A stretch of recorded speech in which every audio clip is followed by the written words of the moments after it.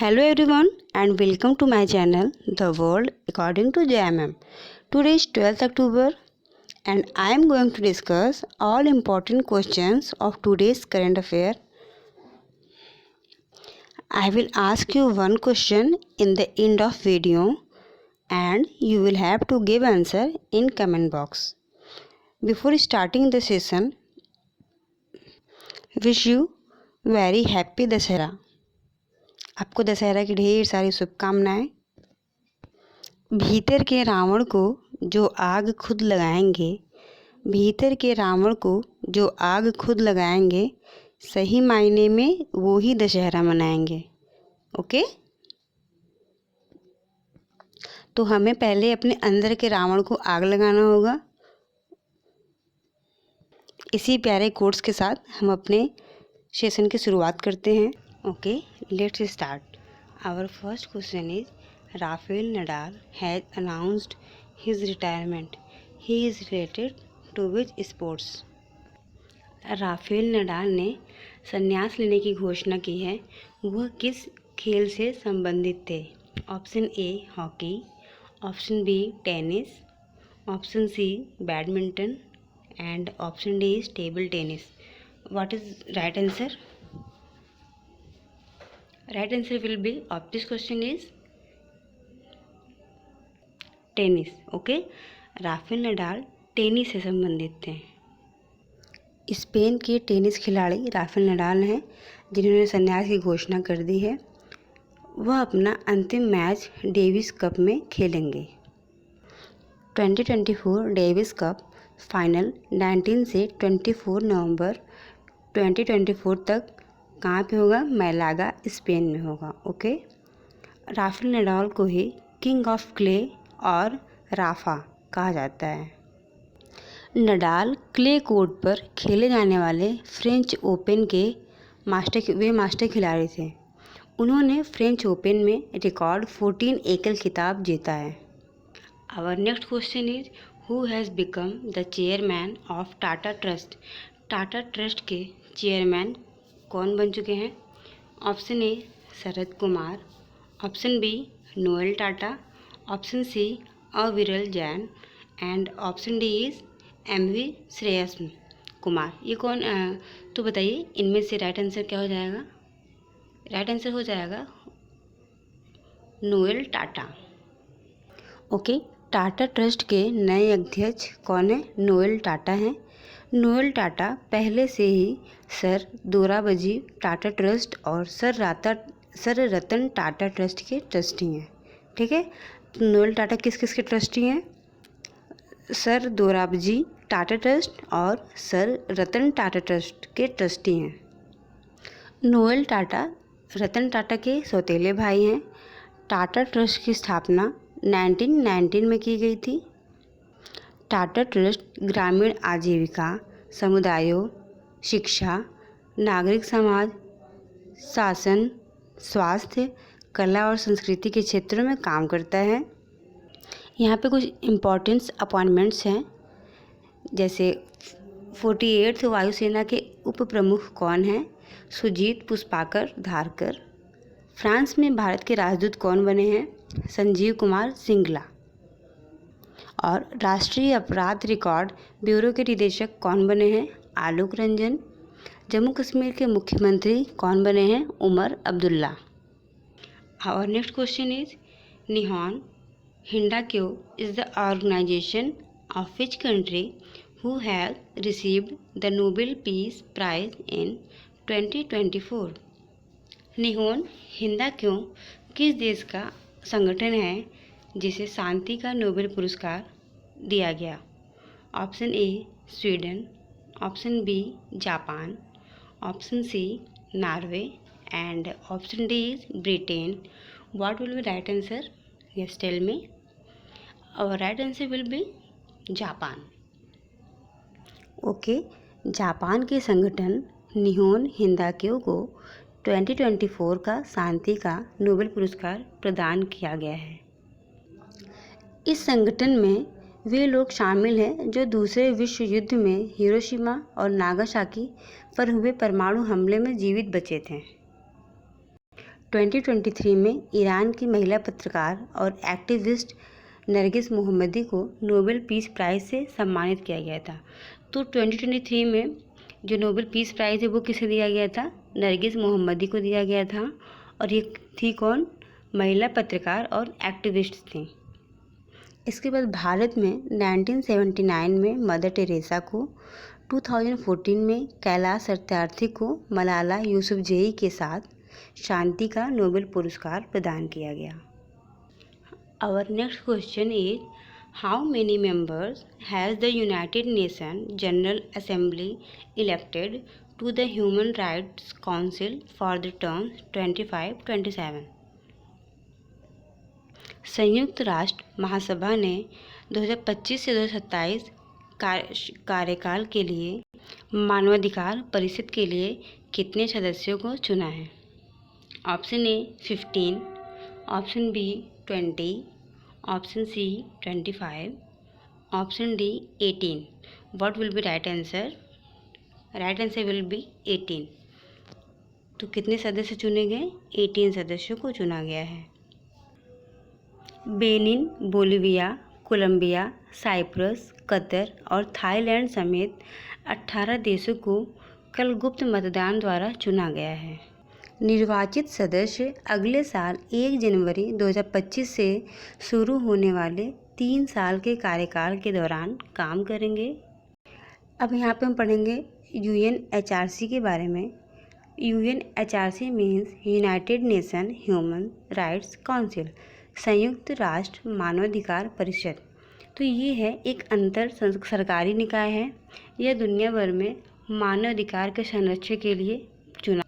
मानवाधिकार परिषद की स्थापना 15 मार्च 2006 में हुई थी। इसमें कितने सदस्य हैं? 47।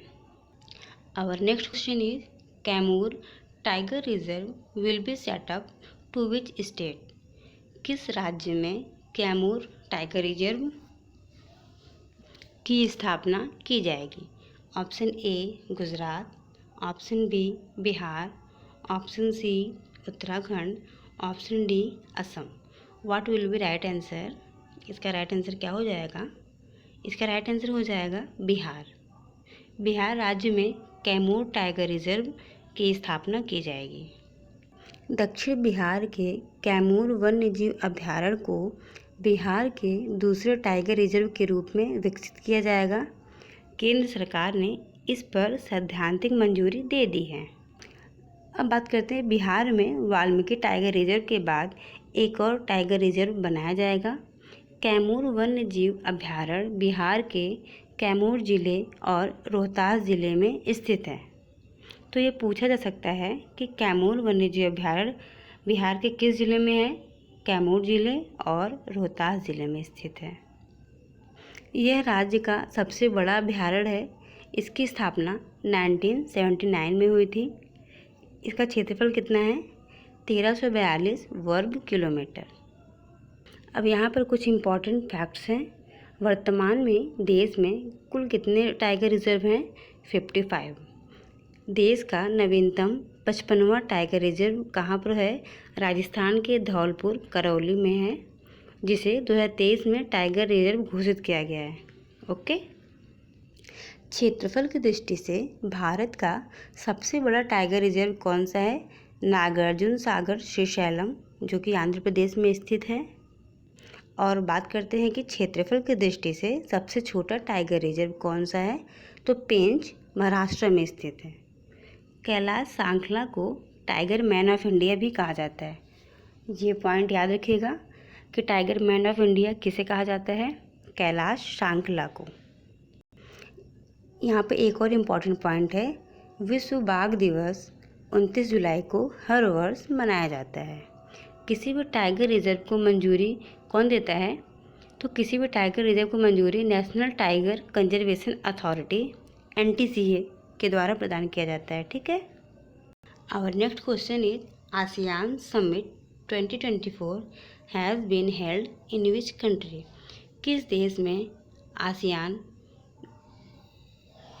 सम्मेलन को आयोजित किया गया? Option A Laos, option B America, option C Japan, option D China. What will be right answer? इसका राइट आंसर क्या हो जाएगा? Right answer will be Laos. Okay, 2024 का आसियान सम्मेलन लाओस में आयोजित किया जाएगा। लाओस के राष्ट्रपति थोंगलोउन सिसोउलिथ ने इस सम्मेलन को संबोधित किया है। भारत के प्रधानमंत्री नरेंद्र मोदी 21वें आसियान भारत शिखर सम्मेलन और 19वें पूर्वी एशिया शिखर सम्मेलन में शामिल हुए हैं। और बात करते हैं कि 44वें और 45वें आसियान शिखर सम्मेलन का आयोजन लाओस के वियंतियाने में किया गया है। और जो इस आसियान जो 2024 में आसियान सम्मेलन हुआ है उसका थीम क्या है? कनेक्टिविटी और लचीलापन बढ़ाना। क्या है? कनेक्टिविटी और लचीलापन बढ़ाना। Our next question, P Venugopal has passed away at the age of 82। Who was he? Venugopal का निधन 82 वर्ष की उम्र में हो गया। वो कौन थे? Option A scientist, option B heart surgeon, option C actor and option D singer. What will be right answer? Right answer will be heart surgeon. Means Venugopal हृदय शल्य चिकित्सक थे जिनका निधन 82 वर्ष की उम्र में हो गया। एम्स के पूर्व निदेशक और हृदय शल्य चिकित्सक डॉक्टर पी वेणुगोपाल का 82 वर्ष की उम्र में निधन हो गया। 1970 में उन्होंने देश में पहला पेसमेकर लगाया था। 1994 में उन्होंने देश का पहला हृदय प्रत्यारोपण भी किया था। उन्होंने 50,000 से अधिक सर्जरी की है। 1998 में उन्हें पद्म भूषण से सम्मानित भी किया गया। Our next question is, who has become the chairman and managing director of Indian Railway Finance Corporation? भारतीय रेलवे वित्त निगम के अध्यक्ष और प्रबंध निदेशक कौन बने? Option A Sandeep Pundrik, option B Manoj Kumar Dubey, option C Vinay Mohan Kwatra, option D TV Somanathan. What will be right answer? Right answer will be Manoj Kumar Dubey. Okay, तो मनोज कुमार दुबे को भारतीय रेलवे वित्त निगम के अध्यक्ष और प्रबंध निदेशक बनाया गया है। अब बात करते हैं IRFC के बारे में कि भारतीय रेलवे वित्त निगम ये जो है ये क्या है? भारतीय रेलवे की वित्त पोषण शाखा है। इसकी स्थापना 1986 में हुई थी और इसका मुख्यालय कहाँ पर है? नई दिल्ली में। Our next question is, government has declared Hizb ut Tahrir organisation as a terrorist organisation. Where was it form? Bharat सरकार ने हिज़्ब उत तहरीर संगठन को आतंकवाद संगठन घोषित किया है। ये कहाँ पर था? Option A Jerusalem, option B Islamabad, option C Moscow, option D is Beijing. What will be right answer? Right answer will be Jerusalem. गृह मंत्रालय ने पैन इस्मालिक कट्टरपंथी ग्रुप हिज़्ब उत तहरीर को आधिकारिक तौर पर बैन लगाकर आतंकवादी संगठन घोषित कर दिया गया है। गृह मंत्रालय ने कहा है कि यह संगठन भोले भाले युवाओं को कट्टरपंथी बनाकर आतंकवादी संगठन में शामिल करता है। Our next question is, where has INS Talwar arrived to join the India Brazil South Africa maritime exercise?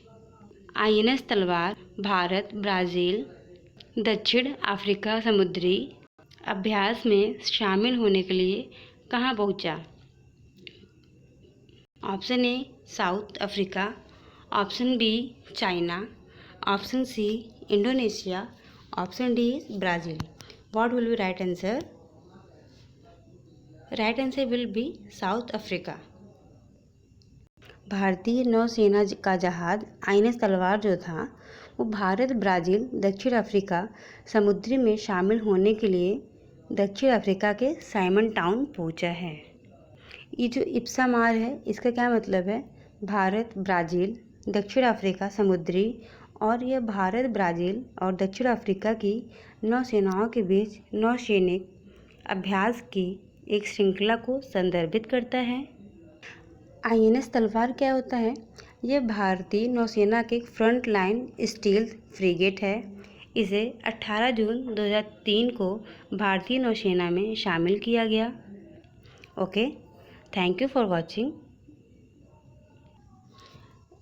This is question for you. What is India's rank in Global Hunger Index in 2024? Give me answer of this question is in comment box. Thank you for watching. Like, subscribe and share my channel. The world according to Jaya ma'am. Wish you again very happy Dasahara to all of you. Good night.